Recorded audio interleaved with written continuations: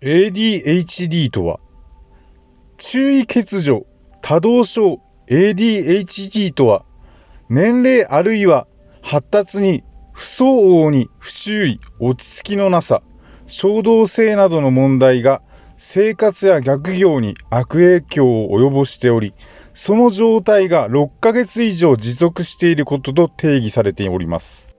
原因はまだよく分かってはおりません。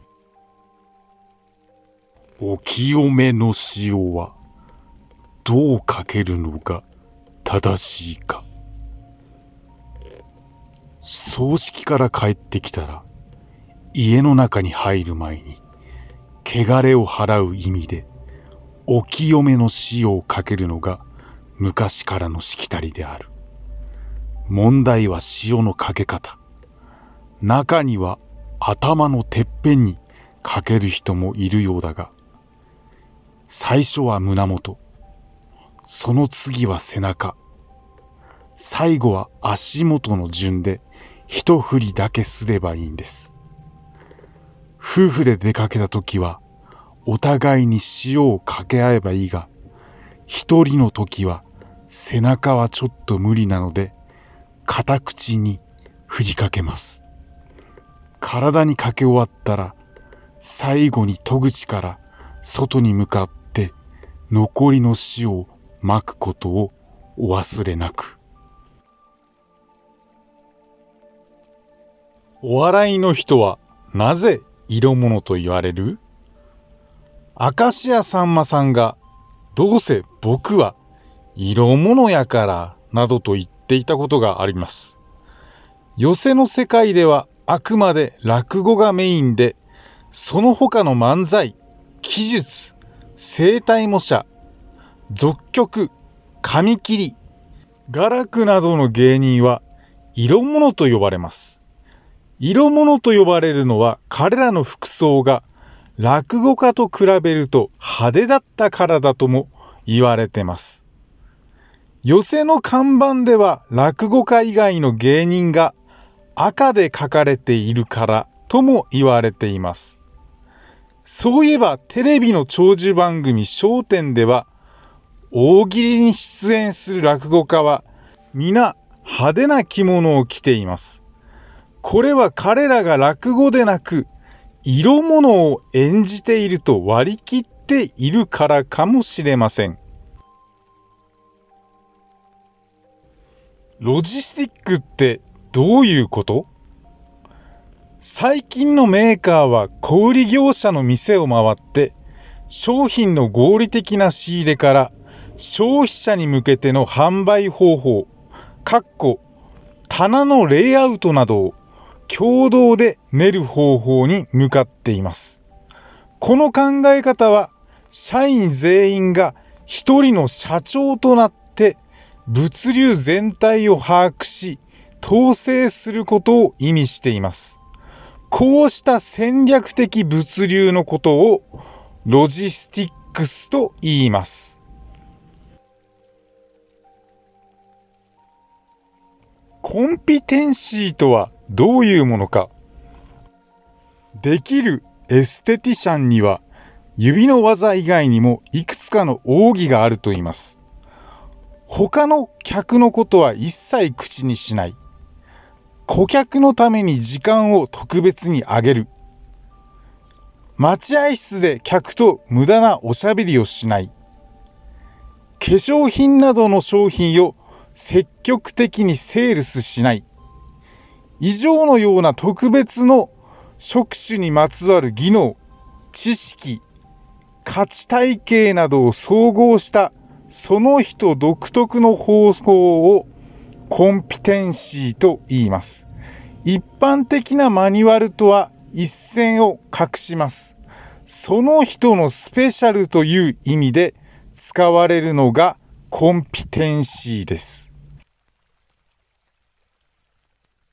エンプロイアビリティってどんな能力？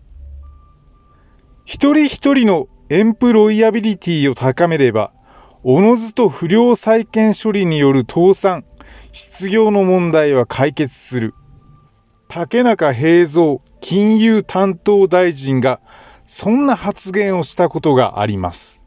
エンプロイアビリティとは、エンプロイ、雇用、プラスアビリティは能力で、雇用されうる能力ということです。この言葉は、企業が社員の能力を測る尺度として使われることもあります。エンパワーメントとはどういう意味？現場の第一線に蓄えられた経験に委ねるべき。そうした現場主義に立って、経営の権限を第一線に移譲することをエンパワーメントと言います。フレームワークって何？枠組み、構造、体制などの意味です。ビジネス上で使うときには、発生した問題を全体の構造を見据えて解決するというニュアンスになります。麻雀で最も作りやすい役満は何？実際、日本麻雀連盟の実験によれば、国士無双が一番簡単にできるそうです。実験によれば国士無双は75回に1回の割合でできるという結果が出ました。逆に一番難しい、最も上がりにくい役満は天宝です。天宝ができる確率は2兆分の1と言われます。この確率の低さから中国には天宝ができると親が死ぬという言い伝えがあるくらいなんです。宝くじの当選と交通事故死の確率はどっちが高いのか。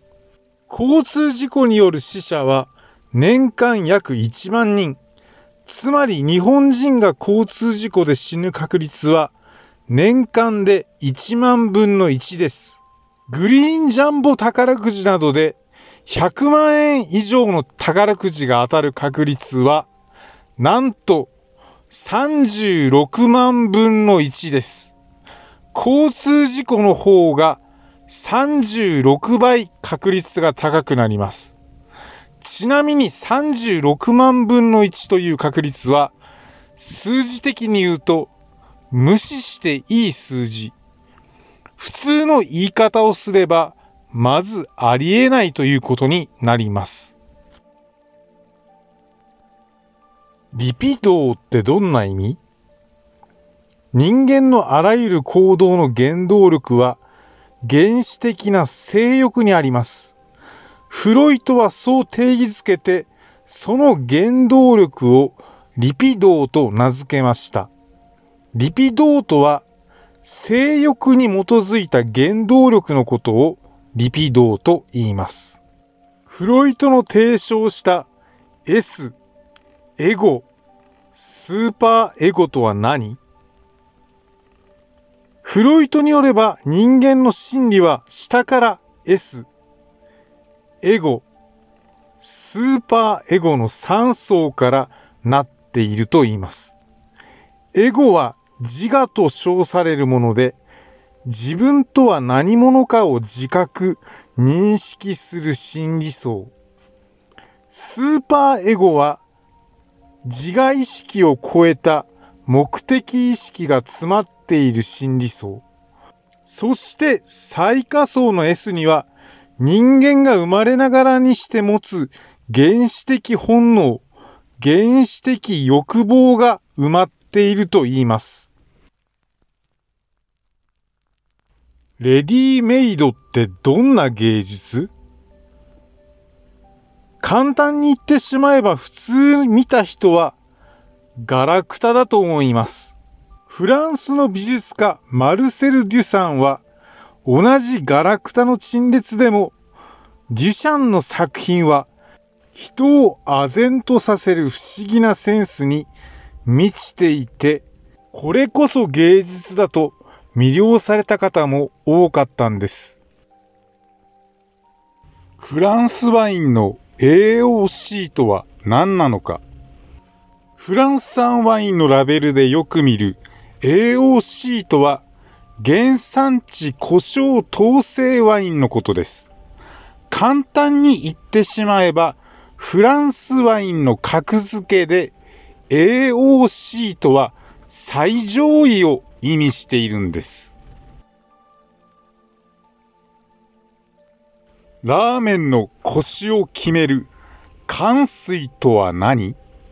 か水とは一言で言えばアルカリ性の水ですが、か水にはなかなか奥深い来歴があります。数百年前の中国で北方の村のある農民がか湖という湖から湧き出す清水で麺を打ったところ、見事な食感の麺が仕上がったんです。そのか湖の水こそ豊富にアルカリ性を含んだ恵みの水だったということで、か湖のかからか水となりました。オリンピックの公用語は何語か。世界で最も通じる言語といえば、大抵の人は英語と思うはずです。ですが、オリンピックの公用語はフランス語なんです。入場国のアナウンスはフランス語、次は英語、次は中国語の順番になります。IOC は五輪の公用語をフランス語と英語に定めており、なおかつフランス語に優先権を与えています。つまり、オリンピックの世界ではフランス語が公用語というわけなんです。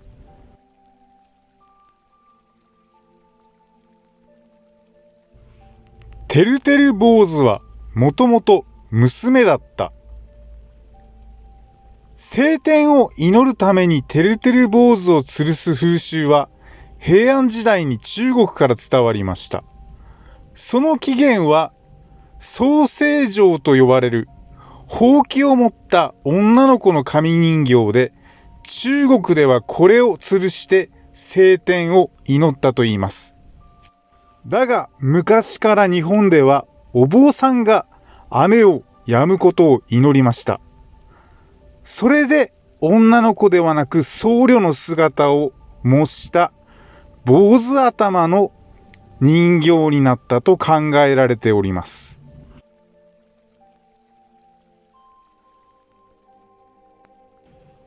ラムネとサイダーの違いとは。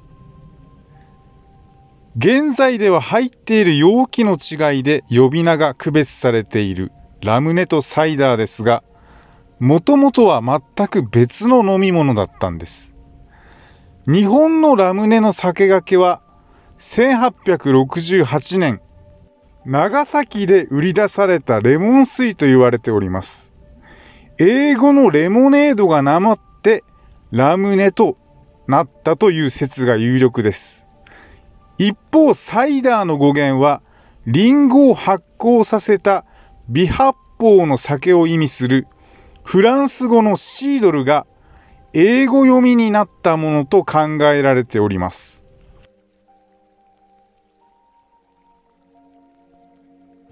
パソコンのバグとは本物の虫のことだった。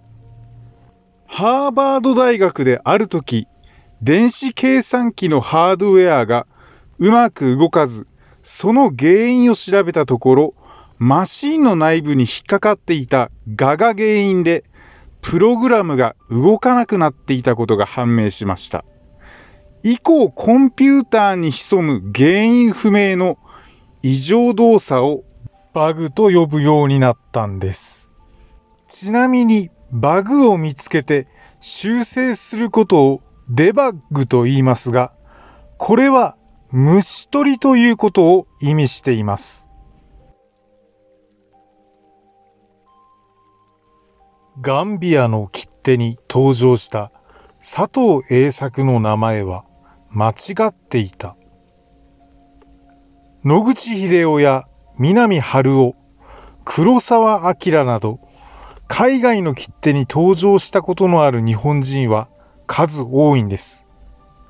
政治家の佐藤栄作は1995年発行のガンビア切手にノーベル平和賞受賞者として登場します。だが残念なことに人名表記のところに佐藤 B 作と誤記されてしまったんです。世界の富の半分を握っているのはたった 1% のお金持ち。貧富の差の拡大が世界中で問題となる中、衝撃的な報告が発表されました。なんと世界の最富裕層80人の総資産額が仮想の35億人分、世界の人口の約半分に相当していると言うんです。厳密に言うと、世界の人口の 1% しかいない超富裕層が世界の富の 48%、残り 52% のうち 46% を上位 20% の富裕層が握っており、その他の層が握る割合は世界全体の総資産のわずか 5.5% にとどまっているんです。皆さん方はたった 5.5% をほとんどの人口で割って使っているということになります。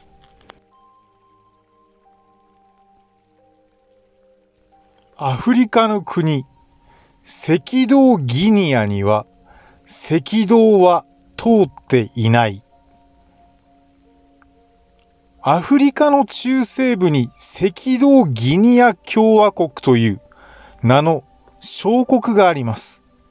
世界地図を見てみると、同国の中心地、ビオコ島は赤道付近に位置していますが、実際には国土に赤道は通っていません。赤道から少し北にずれているんです。実は西アフリカにはギニア共和国という名の国があります。この国と区別するため、赤道に近いギニアとして命名したんです。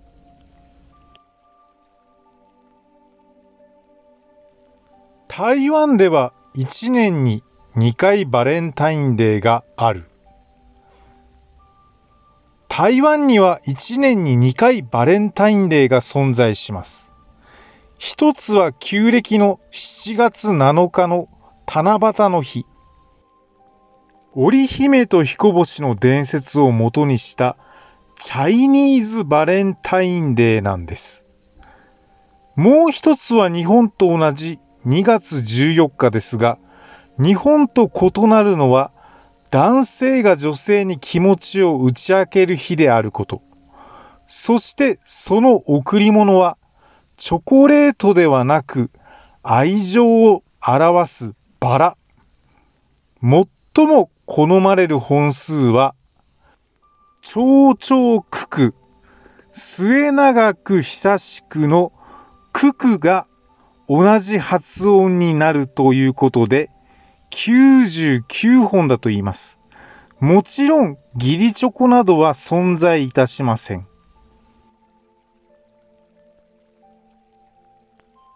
世界最長の実刑は懲役14万1078年です。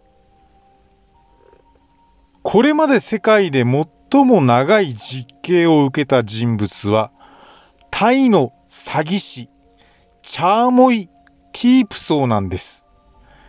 空軍高官夫人だった彼女はネズミ講により1万6000人から2億ドル以上を騙し取り、1989年に詐欺罪で懲役14万1078年を言い渡されました。球形の長さ世界一は、スペインの郵便物泥棒の39万4912年だが、最終的に禁錮14年2ヶ月に減刑されたといいます。ギリシャのパルテノン神殿は白亜の神殿ではない。古代ギリシャを代表するアテネのパルテノン神殿は白亜の神殿のイメージが強いが、最近になってこの常識を覆す発見がありました。色彩に関する最先端の研究により、建設当時は極彩色のカラフルな神殿だったことが判明したんです。